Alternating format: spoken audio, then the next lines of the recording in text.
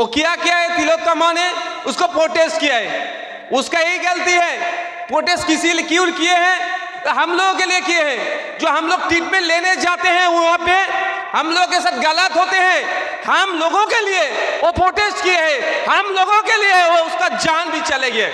तो हम लोग का काम होगा, जितना दिन तक तिलोत्तमा को इंसाफ ना मिलेगा हम लोग रास्ते में खड़े रहेंगे, इंसाफ के लिए हम लोग लड़ाई करेंगे।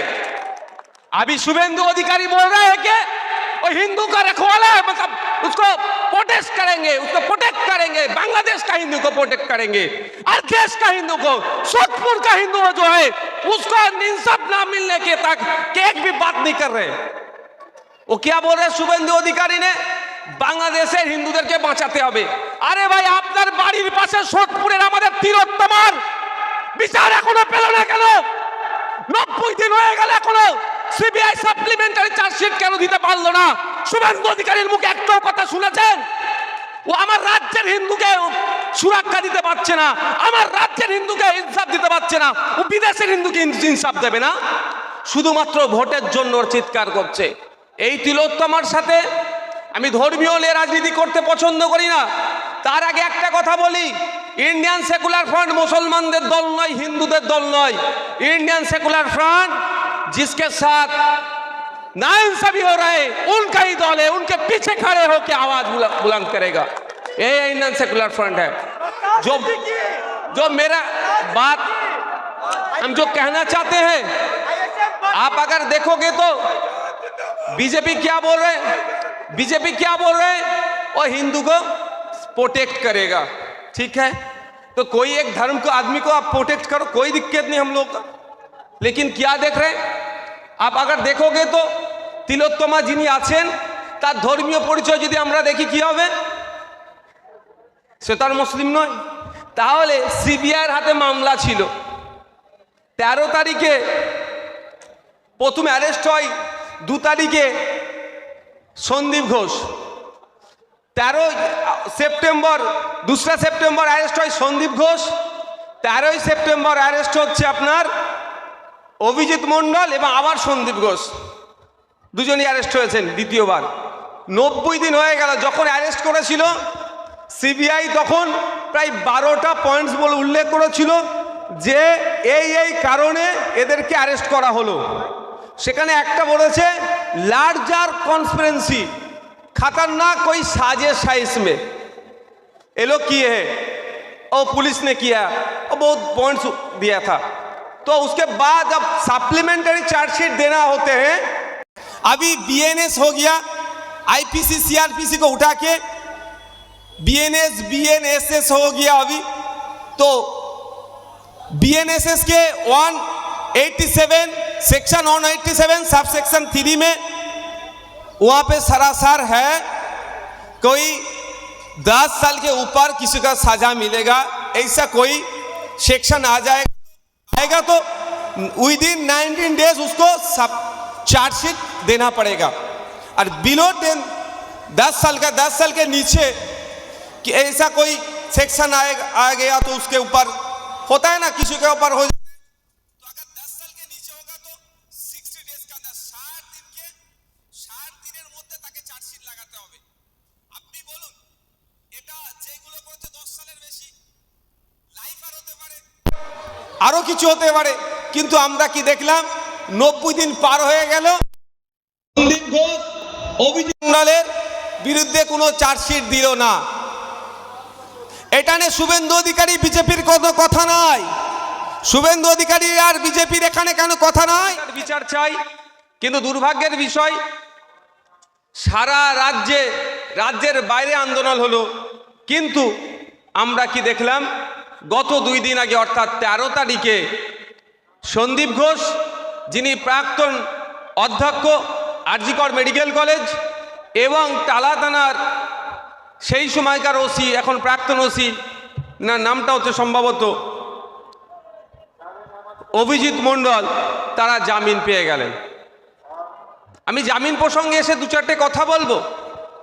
তার আগে আমি আপনাদের বলি যে এত মহিলা ডাক্তার ছিলেন বা যারা ছিলেন, কেন নির্যাতিতা ওই তিলোত্তমার ওপরেই কেন আক্রমণটা নেমে আসলো, কারণটা কি? দেখুন তার লড়াইটা ছিল এই যে অন্যায় যে দুর্নীতি হচ্ছে এগুলো বন্ধ করার। मेडिकल मध्य आरजीकर हॉस्पिटल मध्य सिर्फ हॉस्पिटल के अंदर नहीं है, जो ओटी रूम है उसके अंदर वो जो डॉक्टर्स है जो संदीप घोष के साथ में रहते हैं, वो लोग उधर पिकनिक मनाने था, मतलब उधर पिकनिक करते थे, उसको उसका विरोध किया है। वहाँ पे जो मेडिसिन और जो सिस्टम है वो डे बाय डे खराब होते जा रहे थे। वो किया है तिलोत्तमा ने उसको प्रोटेस्ट किया है, उसका यही गलती है। प्रोटेस्ट किसी लिए क्यों किए हैं? हम लोगों के लिए किए हैं। जो हम लोग ट्रीटमेंट लेने जाते हैं वहाँ पे हम लोगों के साथ गलत होते हैं, हम लोगों के लिए वो प्रोटेस्ट किए हैं, हम लोगों के लिए वो उसका जान भी चले गए। तो हम लोगों का काम होगा जितना दिन तक तिलोत्तमा को इंसाफ ना मिलेगा हम लोग रास्ते में खड़े रहेंगे, इंसाफ के लिए हम लोग लड़ाई करेंगे। तो কথা হচ্ছে আমার একটা বক্তব্য শুনছিলাম, আমি তো কাজ করছিলাম নাসির সাহেবের, যে পুলিশ বলছিল ব্যাপারটা হচ্ছে দেখুন লোকাল স্তরে যারা আছেন সেই পুলিশের সাথে আমাদের কোনো লড়াই নাই, এরা অর্ডারকে ফলো করে। আমি আপনাদেরও বলি সবাইকে, আমরা দেখুন পুলিশকে মন্দিরের ঘন্টার মতো ভাবি, যে পুজো দেয় সেও ঘন্টা লড়া একবার, যে পুজো দেয় না মন্দিরে গেলে একবার ঘুরিয়ে দেয়। তো বিরোধীরাও পুলিশের সমালোচনা করছি, শাসকও পুলিশের সমালোচনা করে, বেচারীরা যাবে কোথায়? এখানে যারা পুলিশরা আছে জিজ্ঞাসা করুন কতক্ষণ ডিউটি দিচ্ছে, 8 ঘন্টার কি নিচে কেউ নেই, 10 ঘন্টা 12 ঘন্টা 14 ঘন্টা ডিউটি দিচ্ছে। আর তো ওনারা তো আমরা ফ্যামিলির one of the part of our society, আমাদের সোসাইটির বাইরে তো পুলিশ নয়, বরঞ্চ আমাদেরকে আওয়াজ তুলতে হবে। পুলিশে যে 1.5 লক্ষ ভ্যাকান্সি আছে সেটা রাজ্য সরকারকে দ্রুত পূরণ করতে হবে। ওই 1.5 লক্ষ ভ্যাকান্সির মধ্যে আমার হিন্দু বাড়ির ছেলেটাও পড়বে, আমার মুসলমান বাড়ির ছেলেটাও চাকরি পাবে, আমার দলিত চাকরি পাবে, আমার আদিবাসীও চাকরি পাবে, আমার বাংলার জনগণ চাকরি পাবে এবং আমার পুলিশের চাপ কমবে। এটা পুলিশের জন্য। হ্যাঁ, যে পুলিশ আইন বহির্ভূত কাজ করে আমি তার স্টেজে সমালোচনা করি না, তার সাথে লড়াই আমরা আইনিভাবে লড়ে নিই। তো ওনাদের কাছে ডাইরেকশন নাই, রাস্তা বন্ধ করতে হবে কি করতে হবে না, ওরা কি করবে? হ্যাঁ, যারা আছেন যারা টপে বসে দুর্নীতি করছে তাদের বিরুদ্ধে বলুন, আমি তাদেরকে চোর ডাকাতে বলি। একটা এসডিপিওর সাথে আমার বিতর্ক হচ্ছিল, তাকে আমি দালাল বলেছিলাম, ও দালাল ওকে দালাল বলেছি। আমি কোনোদিন কনস্টেবল এসআই তাদেরকে কিছুই আমি বলি না কোনোদিন, কারণ এরাদের কিছু করার নেই। তো এরা তো এই পুলিশ সম্পর্কে আমাদের ধারণা চেঞ্জ করতে হবে। পুলিশ মানেই শাসকের এ ধরনের ব্যাপার নয়, কিন্তু এটা করতে চলছে, এটা অন্যায় হচ্ছে। যে শাসকও থাকবে পুলিশ তাকে কন্ট্রোল করবে, এটা বন্ধ করতে হবে। এটা বন্ধ করার জন্যই তো রাজনীতিতে আমাদের আসা। কি দরকার ছিল রাজনীতিতে আসতে?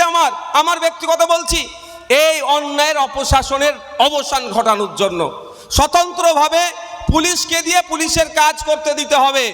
আমার বিশ্বাস আমাদের রাজ্যের পুলিশকে যদি স্বতন্ত্রভাবে কাজ করতে দেওয়া হয়, ফ্রি হ্যান্ড ছেড়ে দেওয়া হয়, ওভারনাইট পশ্চিমবাংলার 50% ক্রাইমকিরা বন্ধ করে দিতে পারবে। কিন্তু দুর্ভাগ্যের বিষয়, এই কে ক্রাইম করছে আমরা ওরা তার মধ্যে দেখছে, ফলে আমাদের এই দুর্দিন দেখতে হচ্ছে। তাদের বুকে হাত রেখে আমি জিজ্ঞাসা করছি, বলুন আপনি হিন্দু, আপনি মুসলমান, আপনি বিভিন্ন সম্প্রদায়ের মানুষ, 2014, 15, 16, 17, 12 হচ্ছে নোটবন্দির পরে ছোট ছোট যে সমস্ত ব্যবসায়ীরা আছেন তারা এগিয়ে গিয়েছে না পিছিয়ে গিয়েছে? দেখলে দেখা যাবে তারা ক্রমশ পিছিয়ে যাচ্ছে। আর যারা পুঁজিপতি শিল্পপতি, যাদের ওই আদানি আম্বানি মোদি মমতার সাথে যাদের সুসম্পর্ক, তারা ক্রমশ বেড়ে যাচ্ছে। আর পিছিয়ে যাওয়াতে কিন্তু মুসলিমও আছে, দলিত আছে, আদিবাসীরা দেখছিলাম আছে। আমরা রক্তদান, দুটো কথা বলি, আমি রক্ত দিয়েছি, অন্যের প্রাণ বাঁচবে, অবশ্যই প্রাণ বাঁচতে পারে, মুমূর্ষ রোগীর ট্রিটমেন্ট হতে পারে আপনার এই আজকে ব্লাড ডোনেশন ক্যাম্পে রক্ত দেওয়ার জন্য।